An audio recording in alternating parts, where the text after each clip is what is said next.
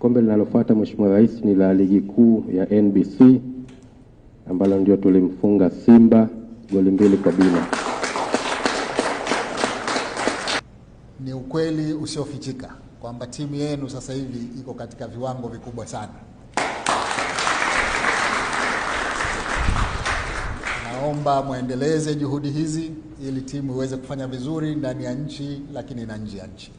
Sasa mimi kama mwenyeji na vile vile kama mnufaika mkubwa wa mafanikio yenu na michezo yenu na kuitangaza Zanzibar, basi kwa haya mafanikio makubwa na mimi nichangie kidogo katika maendeleo yenu kwa kutoa shilingi milioni 100.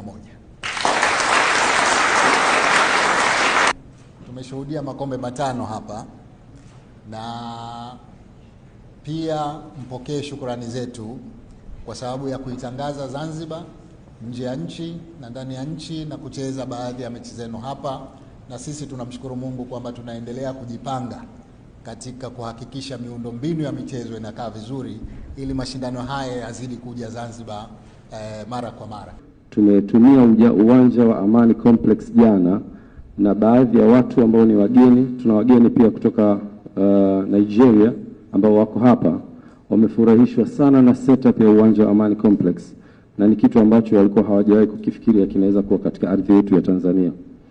So Mheshimiwa Rais, pongezi hizi za jitihada kubwa za michezo ambazo wewe binafsi yako pamoja na serikali yako mmekuwa mkizifanya, tuliona wewe utakuwa ni mdau wa kwanza kushika makombe haya 5 kabla ya mtu yote, Mheshimiwa Rais.